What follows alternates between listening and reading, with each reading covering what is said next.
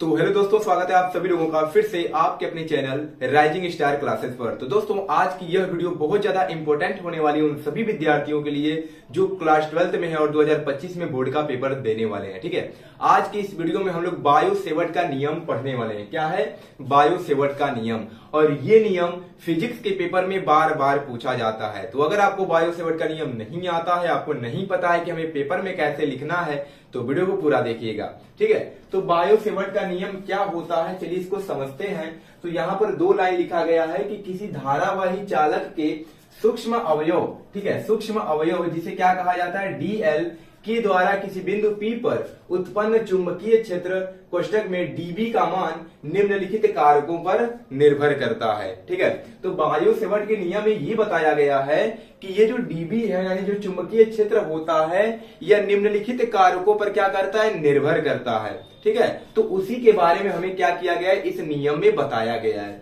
तो यहाँ पर एक क्या बनाया गया, एक धारावाही चालक है। क्या है, यह एक धारावाही चालक है और यहाँ पर हमने क्या ले लिया, इसका थोड़ा सा यहाँ पे हमने भाग लिया है और इसी को क्या कहा गया है, सूक्ष्म अवयव कहा गया, यानी सूक्ष्म दूरी कहा गया। ठीक है, और इस दूरी का नाम क्या है, तो डीएल है।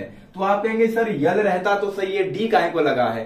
तो डी इसलिए लगा है, कभी भी सूक्ष्म की बात होती है फिजिक्स में तो उसके साथ किसका प्रयोग करते हैं, डी का प्रयोग करते हैं। ठीक है, कोई भी मात्रा को, कोई भी आपका राशि है, जैसे अगर फ्लक्स हो तो अगर हमें सूक्ष्म फ्लक्स निकालना हो तो क्या हो जाएगा, D5 हो जाएगा। इसलिए यहाँ पर क्या किया गया है, तो डीएल किया गया है। तो यहां से यहां तक की केवल दूरी लिया गया है और यहां से इस बिंदु से R दूरी पर स्थित क्या है, एक बिंदु P है और इनके बीच की दूरी कितना है, R है। और यह क्या धारावाही चालक है, इसलिए इसमें क्या प्रवाहित हो रहा है, तो धारा I प्रवाहित हो रहा है। और यह सूक्ष्म अवयव डीएल से और बिंदु P को मिलाने वाली रेखा के बीच बना कोण क्या है, तो थीटा है। ठीक है, तो इसी में किसी के व्युत्क्रमानुपाती होता है चुंबकीय क्षेत्र का मान, किसी के अनुक्रमानुपाती होता है। तो यही सब चीजें हमें क्या करना है, यहाँ पर लिखना है और लास्ट में हमें एक क्या मिलेगा, फार्मूला मिल जाएगा। ठीक है, तो देखिए वही चीज है, किसी धारावाही चालक के सूक्ष्म अवयव डीएल द्वारा किसी बिंदु P पर उत्पन्न चुंबकीय क्षेत्र डीबी का मान निम्नलिखित कारकों पर निर्भर करता है। तो सबसे पहला किस पे निर्भर करेगा, तो यह जो चालक है, ठीक है, यह चालक के सूक्ष्म अवयव की लंबाई डीएल के क्या होता है, अनुक्रमानुपाती होता है। यानी ये जो चुंबकीय क्षेत्र है इस धारावाही चालक के सूक्ष्म अवयव डीएल की लंबाई के क्या होता है, अनुक्रमानुपाती होता है। ठीक है,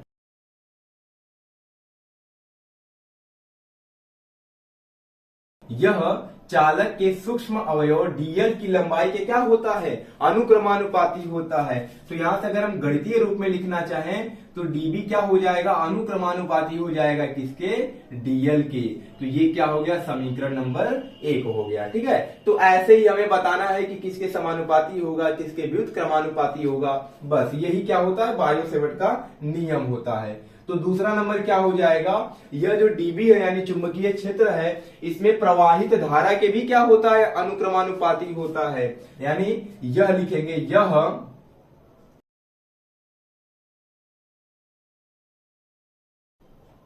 होता है। ठीक है, यह चालक में प्रवाहित धारा क्या होता है, इसके अनुक्रमानुपाती होता है। यानी डीबी क्या हो जाएगा, अनुक्रमानुपाती हो जाएगा किसके, धारा क्या है, तो I प्रवाहित हो रहा है तो डीबी अनुक्रमानुपाती हो जाएगा I के। ठीक है, तो डीएल के भी अनुक्रमानुपाती होता है और धारा के भी क्या होता है, अनुक्रमानुपाती होता है। और किसके अनुक्रमानुपाती होता है, तो यह जो है चालक सूक्ष्म अवयव की लंबाई, ठीक है, इस धारावाही चालक के सूक्ष्म अवयव की लंबाई डीएल और यहां से बिंदु P को मिलाने वाली जो रेखा है उनके बीच की दूरी R की क्या होता है, व्युत्क्रमानुपाती होता है। क्या होता है, व्युत्क्रमानुपाती। तो क्या लिखेंगे कि यह धारावाही चालक के सूक्ष्म अवयव की लंबाई डीएल तथा इससे बिंदु P के बीच की दूरी R के क्या होता है, व्युत्क्रमानुपाती होता है। या ऐसे भी कह सकते हैं कि यह बिंदु P की सूक्ष्म अवयव की लंबाई डीएल के बीच की दूरी R की क्या होता है, व्युत्क्रमानुपाती होता है। ठीक है, तो तीसरा पॉइंट क्या हो जाएगा, यह धारावाही चालक के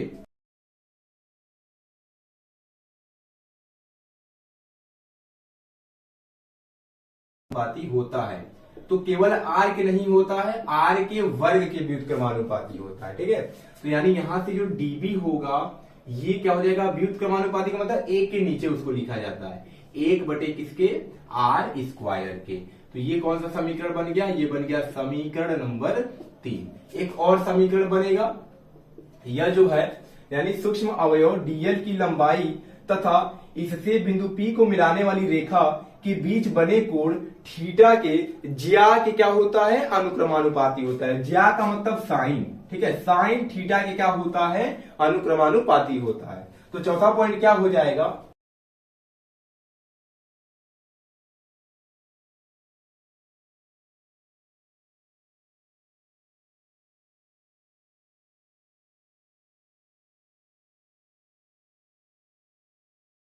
तो यह सूक्ष्म अवयव की लंबाई डीएल तथा बिंदु पी को मिलाने वाली रेखा द्वारा बने कोण थीटा के ज्या के अनुक्रमानुपाती होता है। ज्या का मतलब होता है साइन, साइन थीटा के अनुक्रमानुपाती होता है, ठीक है। तो यहां से जो डीबी होगा ये अनुक्रमानुपाती होता है किसके, साइन थीटा के, यानी कोण के ज्या के अनुक्रमानुपाती होता है। तो ये जो नियम है 4 चीजों पर निर्भर करता है। पहला सूक्ष्म अवयव की लंबाई, दूसरा विद्युत धारा, तीसरा उनके बीच की दूरी के व्युत्क्रमानुपाती, और चौथा बने कोण के ज्या के अनुक्रमानुपाती होता है, ठीक है। तो अगर हम क्या करें, चारों समीकरण की तुलना करें तो लिखेंगे अब समीकरण 1, 2, 3 व 4 से, समीकरण 1, 2, 3 व 4 से क्या हो जाएगा, वह 4 से। तो अगर हम चारों समीकरण की तुलना करें तो यहां पर हमें क्या मिलेगा बताओ। तो चारों समीकरण की तुलना करेंगे तो डीबी जो होगा ये एक ही साथ लिख देते हैं सबको, तो अनुक्रमानुपाती हो जाएगा किसके, आई के है, यानी धारा के भी है, इंटू डीएल के भी है, और क्या है तो साइन थीटा के भी अनुक्रमानुपाती है, तो क्या हो जाएगा साइन थीटा भी हो जाएगा। अब बटे किसके व्युत्क्रमानुपाती है, तो आर स्क्वायर के, तो नीचे क्या हो जाएगा, आर स्क्वायर हो जाएगा। तो यहां से अगर हम समानुपाती का या अनुक्रमानुपाती का चिन्ह हटाएंगे तो यहां पर एक क्या आता है, नियतांक आता है, जिसको क्या कहते हैं, म्यू नॉट अपान 4 पाई, और आगे क्या दिया गया है, तो आई डी एल साइन थीटा, अब बटे कितना है, तो आर स्क्वायर है, ठीक है। और यही क्या कहलाता है, बायो सेवर्ट का नियम का व्यंजक कहलाता है, ठीक है।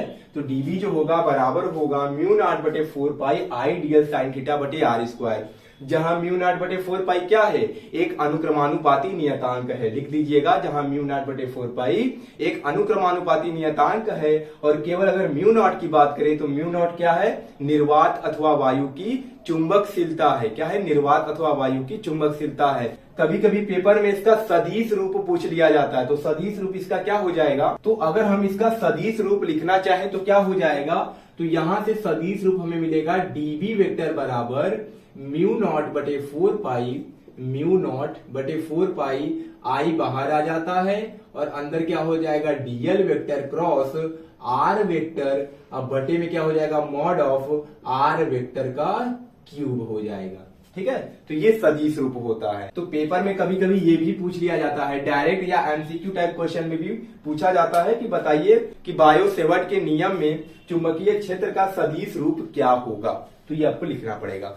बाकी 2 से 3 नंबर में ये क्वेश्चन आता है, तो इतना आपको करना पड़ेगा। बायो सेवर्ट का नियम यही होता है कि ये 4 चीजों पर निर्भर करता है, उसके बाद हम एक क्या करते हैं, यहाँ से फॉर्मूला प्राप्त करते हैं, ठीक है। तो चलिए मिलते हैं नेक्स्ट वीडियो में एक नए टॉपिक के साथ, तब तक के लिए धन्यवाद।